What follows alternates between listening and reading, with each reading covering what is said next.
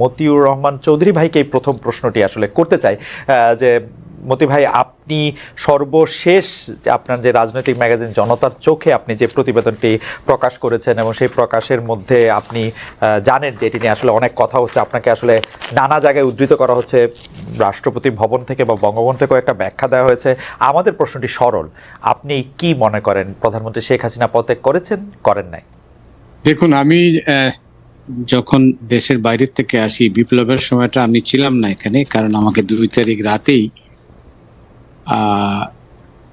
দেশ ছাড়তে বাধ্য করা হয়েছিল। দেশের বাইরে থাকা অবস্থায় আমি শুনছিলাম যে আসলে এই নিয়ে একটা বিতর্ক হচ্ছে, মানে সাবেক প্রধানমন্ত্রী শেখ হাসিনা পদত্যাগ করেছেন কি করেন নাই। আমার একজন সাংবাদিক হিসাবে আমার কৌতূহল ছিল যে আমার দেখার যে আসলে কোথাও এটা পাওয়া যায় কিনা।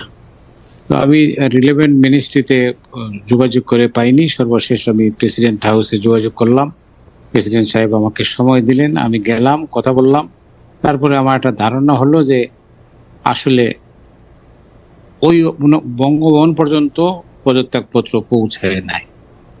যেটা আমার লেখায় আমি স্পষ্ট করে বলেছি যে প্রেসিডেন্ট বলেছেন যে তিনি অপেক্ষা করেছিলেন, মানে মাননীয় প্রধানমন্ত্রী ওখানে যাবেন, কিন্তু তিনি যাননি। 10:30 থেকে 11:30 পর্যন্ত 1 ঘন্টা তিনি অপেক্ষা করেছিলেন 5ই আগস্ট, কিন্তু প্রধানমন্ত্রী যাননি। পরে তিনি জানতে পারলেন যে যাওয়া হবে না। এই পর্যায়ে যখন একটা কৌতূহল ছিল, যেহেতু আমার এই কি ভাষায় তিনি পদত্যাগ করেছেন, কি লিখে, তো প্রেসিডেন্ট বললেন যে আমার কাছে পদত্যাগপত্র নেই। আমি জানার চেষ্টা করেছি বিভিন্ন জায়গায় আসলে পদত্যাগপত্রটা গেল কোথায়। তো এই পর্যায়ে আমি যেটুকু পেয়েছিলাম আমার অনুসন্ধান থেকে, সেটার থেকে আমি রিপোর্টটা লিখেছি। এবং আমি আমার ওই রিপোর্টের মধ্যে প্রেসিডেন্ট বলছেন যে তার মনের মধ্যে দুঃখ যে প্রাইম মিনিস্টার তাকে বলে গেলেন না, তিনি নীরবেই চলে গেলেন। আর আরেকটা জিনিস হচ্ছে যে তিনি বলছেন যে এই বিষয়টা তো নিষ্পত্তি হয়ে গেছে, যেহেতু স্পেশাল রেফারেন্সে এটা ফলাফল খোঁজা হয়েছে এবং এরপরে সরকার গঠন করা হয়েছে। এই ছিল মোটামুটি ফাইন্ডিংসটা এটাই যে ওই পর্যন্ত সেনাপ্রধান তাকে বলেছেন যে আমিও শুনেছি পদত্যাগ করেছেন, কিন্তু দালিলিক কোনো প্রমাণ ছিল না। এবং আজকে তো একজন উপদেষ্টা এরকমই বলছেন যে উনি ব্যস্ত, মানে চারদিকে মানুষ এসে গেছে, তখন তিনি চলে গেছে। আমি জানি না বাস্তব অবস্থাটা কি, বাট আমার রিপোর্টে ওইটাই ছিল। মতি ভাই, আমি আপনার রিপোর্টটা মানে প্রথম থেকে শেষ পর্যন্ত পড়েছি। মানে আমার প্রশ্ন হচ্ছে আপনার কাছে, আপনি কি মনে করেন শেখ হাসিনা পদত্যাগ করেছেন না করেন নাই? আমি পাইনি, এখন করেছেন কিনা অন্য কারোর কাছে পদত্যাগপত্র আছে কিনা সেটা আমি জানি না। বঙ্গভবন পর্যন্ত পৌঁছায় নাই। প্রেসিডেন্ট যেটা বলেছেন, আমার বিশ্বাস যে প্রেসিডেন্ট মিথ্যা কথা বলেন না। উনি বলেছেন পদত্যাগ করেছেন, উনি যেটা বলেছেন আমি বলছি আপনাকে, উনি পদত্যাগ করেছেন। তিনি তো শুনছেন পদত্যাগ করেছেন। প্রেসিডেন্ট মানে যেখানে সেনাপ্রধান ঘোষণা দিয়ে দিচ্ছেন যে প্রধানমন্ত্রী পদত্যাগ করেছেন, আমার মনে হয় প্রেসিডেন্ট সাহেব হাতে কপি না পেয়েই তিনি বলেছেন পদত্যাগ করেছেন, এবং এখান থেকে উনি জাতির উদ্দেশ্যে বক্তৃতাও দিয়েছেন। তো সেটা নিয়ে বোধ হয় উনিও একটা বিতর্ক হোক, এটা উনিও চান নাই। কিন্তু প্রশ্নটা হচ্ছে যে একটা হার্ড কপি তো থাকতে হবে, কোথাও না কোথাও থাকতে হবে, যদি উনি পদত্যাগ করে থাকেন। কিন্তু তিনি তো করেন নাই বলে আমার কাছে মানে যেটা উনি বলছেন যে আমি তো কোনো কাগজপত্র পাইনি। কেন পাইনি, কি অবস্থা? পদত্যাগ পত্রের হার্ড কপি থাকতে হবে, সেটা কি একটা মাস্ট? না, সেটা আমি জানি না, তবে এটা মাস্ট কিনা আমি জানি না। এটা আপনার পাশে একজন আইনজ্ঞ আছেন, তিনি ভালো বলতে পারবেন, ডক্টর শাহদিন মালিক, উনি বলতে পারবেন। তো প্রধানমন্ত্রী সাধারণত পদত্যাগ করলে একটা কপি থাকে, সেটা বোধহয় বিশ্বব্যাপী একটা, মুখের উপরে তো এটা না। এটা আরেকটা হইতে পারতো যদি সরকারটা বিপ্লবী সরকার হতো, যদি সরকারটা আধা সাংবিধানিক আধা বিপ্লবী, এটা তো তারা তো অনেক কিছুই সহজভাবে নিচ্ছেন না। সেই কারণে আমার মনে হয় এই প্রশ্নটা উঠেছে। আমরা ডক্টর শাহদিন মালিকের কাছে যাব, কিন্তু জনাব মতিউর রহমান চৌধুরী, আপনি নিশ্চয়ই খেয়াল করেছেন যে এইটা নিয়ে যাতে পরে কোনো তর্ক না ওঠে, সেই জন্য আসলে অ্যাপিলেট ডিভিশনের মতামত চাওয়া হয়েছিল। মহামান্য রাষ্ট্রপতির পক্ষ থেকে সেই মতামত চাওয়া হয় এবং অ্যাপিলেট ডিভিশন সেটার মধ্যে বলেছেন যেহেতু প্রধানমন্ত্রী পদত্যাগ করেছেন, তারপরেও কি আর এই পদত্যাগ নিয়ে কোনো বিতর্কের অবকাশ থাকে? মানে আমরা এটি ডক্টর শাহদিন মালিকের কাছে আইনি ব্যাপারটা জানতে চাইবো, আপনার কাছে ব্যাপারটা বিতর্কিত কেন মনে হয়েছিল? মানে সজীব ওয়াজেদ জয়ের কথা শুনে? আমার তো তাই। আমি তো যেহেতু মানে শেখ হাসিনাও বলেছেন আর্টিকেল 57 অনুযায়ী তার পদত্যাগ হয় নাই, উনি তো বলেছেন তার একটা অডিওতে। তো সেই কারণে ওই তো এই সজীব ওয়াজেদ জয় এবং প্রধানমন্ত্রীর বক্তব্য শোনার পরেই আমার মধ্যে একটা প্রশ্ন জেগেছিল যে আসলে পদত্যাগ করেছেন কিনা। তো তিনি তো বলছেন পদত্যাগ হয়নি, আর এরা বলছেন পদত্যাগ করেননি, নানা সময় নানাভাবে বলেছেন। এই কৌতূহল থেকেই কিন্তু আমি গিয়েছিলাম। মতি ভাই, আমরা একটু ডক্টর স্বাধীন মালিকের কাছে যাব, কিন্তু জনাব সজীব ওয়াজেদ জয় বা তার মা শেখ হাসিনার কথা শুনে আমার কাছে মনে হয়েছে যে এটি প্রপাগান্ডার অংশ, কিন্তু তার কারণ তারা পদত্যাগ করেছেন সেটার মহামান্য রাষ্ট্রপতি স্বীকার করেছেন, সুপ্রিম কোর্টের মধ্যে থেকে অ্যাপিলেট ডিভিশন সেটিকে এন্ডোর্স করেছেন এবং বলেছেন কিভাবে অন্তর্বর্তীকালীন সরকার প্রতিষ্ঠিত হবে। আমার মনে কোনো ডাউট ছিল না যে শেখ হাসিনা, বা এখনো নাই যে শেখ হাসিনা পদত্যাগ করেছেন, এবং সেটি আসলে হার্ড কপি লাগে কিনা, যে প্রশ্নটি আসলে মতি ভাই তুলেছেন, তার অনুসন্ধিৎসু মন, 53 বছরের সাংবাদিকতা, এবং সেটা দিয়ে তিনি চেষ্টা করেছেন যে সেটিকে আসলে জাতির উদ্দেশ্যে এবং ইতিহাসের জন্য রাখতে। আমরা একটু ডক্টর স্বাধীন মালিকের কাছে যেতে চাই। ডক্টর স্বাধীন মালিক, পদত্যাগ প্রধানমন্ত্রী করলে তার জন্য একটা হার্ড কপি থাকা মাস্ট কিনা? যদি থাকা মাস্ট হয়, সেটি এখন কোথায় আসলে? না, এটা থাকা ভালো, কিন্তু সর্বক্ষেত্রে মাস্ট না। আপনি একটু আগে যেটা বললেন যে মতিউর রহমান চৌধুরী সাহেব তার এই স্বভাবসিদ্ধ সাংবাদিকতার মানে অভিজ্ঞতা এবং অনুসন্ধানী মন থেকে উনি এটাকে খুঁজতে চেষ্টা করবেন, এটাই আমরা তার কাছ থেকে প্রত্যাশা করি। এবং ওনার খোঁজ খবর নিয়ে ওনার যে ফলাফল হলো উনি পান নাই, যেটার কোনো কপি বঙ্গভবনে নাই এবং অন্য কোথাও আছে বলে জানা যায় না। অতএব এটার একটা থাকলে নিশ্চয়ই এর একটা বিরাট ঐতিহাসিক মূল্য হতো। হয়তো আজকে না হোক, যদি থেকে থাকে তাহলে হয়তো 20 বছর 25 বছর পরে পাওয়া যাবে। কিন্তু এর বাইরে এটা যে নাই, এতে কিন্তু আমার মনে হয় না এর কোনো ব্যবহারিক বা আইনগত কোনো গুরুত্ব আছে।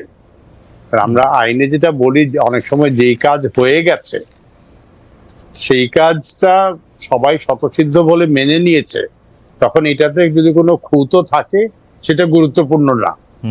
তো শেখ হাসিনা যে দেশের প্রধানমন্ত্রী নাই, এই ব্যাপারে তো কারো সন্দেহ নাই, এবং তাকে প্রধানমন্ত্রীর পদ থেকে। কিন্তু ডক্টর স্বাধীন মালিক, আপনি বলছেন যে সন্দেহ নাই, কিন্তু আমরা কিন্তু দেখতে পাচ্ছি এটা সন্দেহ আছে। আমরা বিএনপির গুরুত্বপূর্ণ, যদি আমরা গুরুত্বপূর্ণ নাও বলি, যে বিএনপির পক্ষ থেকে, জামায়াতের পক্ষ থেকে, এমনকি এই সরকারের পক্ষ থেকেও, এমনকি সজীব ওয়াজেদ জয়ও প্রায় একই ধরনের কথা বলছেন, যদি এই বাংলাদেশে সংবিধান থাকে তাইলে এখনো বৈধ প্রধানমন্ত্রী শেখ হাসিনা, এরকম একটা দাবি কিন্তু উঠছে।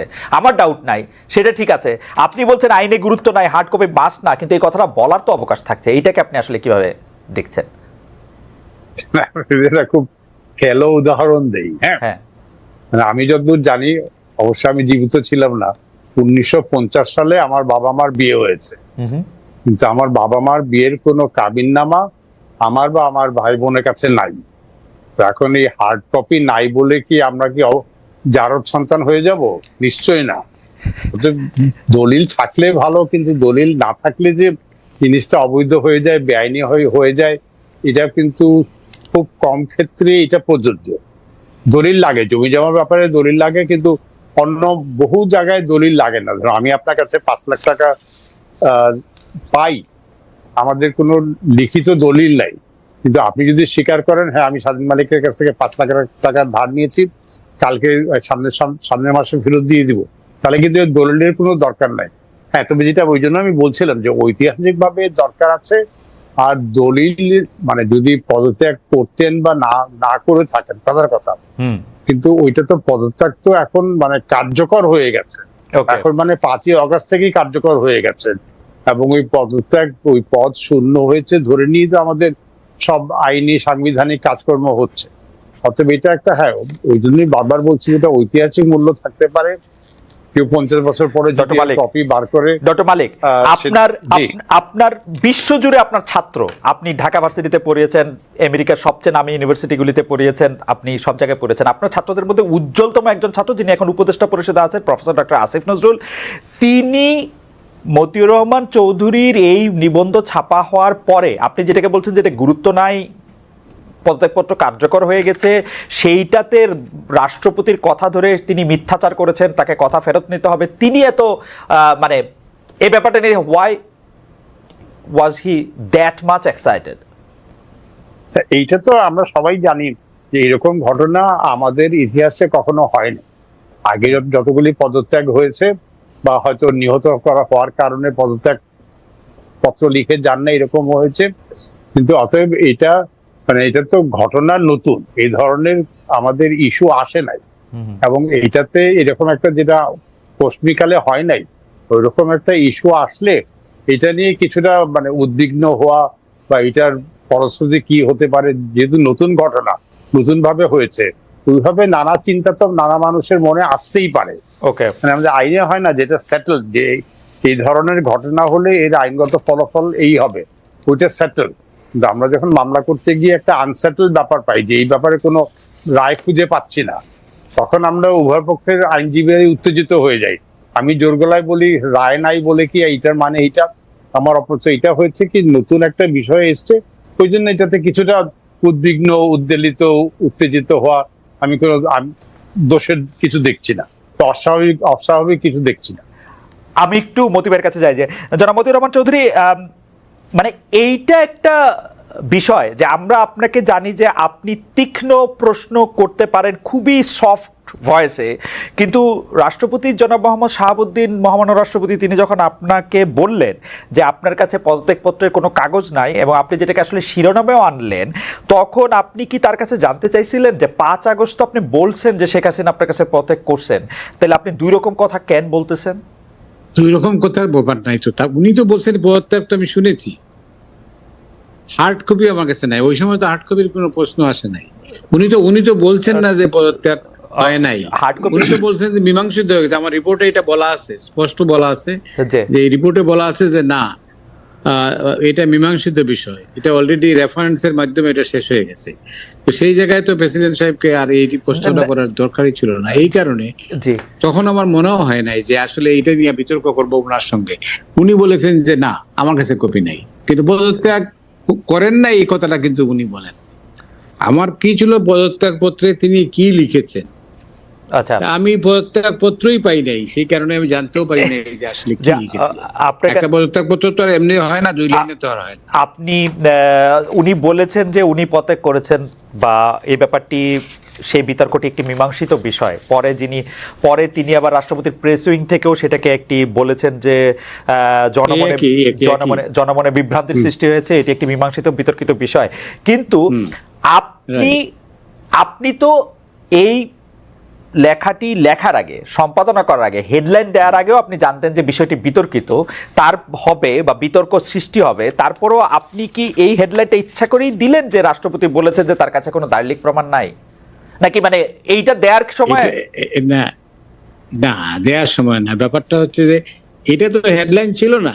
হেডলাইন ছিল যে আমাকে উনি বলেই যেতে, বলে গেলেন না, প্রধানমন্ত্রী তাকে বলে গেলেন না, উনি খুব আফসোসের সঙ্গে বলছিলেন। কিন্তু এটা তো এই স্টোরিটা তো ভিতরে আছে, গল্পের মতো। আপনি স্টোরিটা পড়েছেন কিনা আমি জানি, আমি পড়েছি। স্টোরি পড়লে দেখবেন উনি তো বলে গেলেন, উনি তো বলে গেলেন না, এটা তো পরে হেডিং আপনি হেডিং দিয়েছেন, আপনি হেডিং দিয়েছেন, উনি তো ওইটা না, আপনি যেটা বলছেন যে উনি তো কিছুই বলে গেলেন না, এটা ছিল হেডিং, উনি তো কিছুই বলে গেলেন না। রাইট।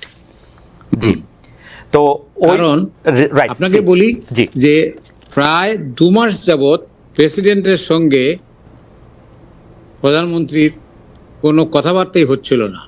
তার কারণ হচ্ছে চীন সফর শেষে, ভারত সফর শেষে সাধারণত প্রেসিডেন্ট হাউসে যান প্রধানমন্ত্রী, কিন্তু প্রধানমন্ত্রী কিন্তু সেখানে যাননি। তো সেটা তো দূরত্ব, আরো অনেক বিষয় তাদের মধ্যে দূরত্ব হয়েছিল, যেটা আমি শুনেছি পরবর্তীকালে আলাপ করে।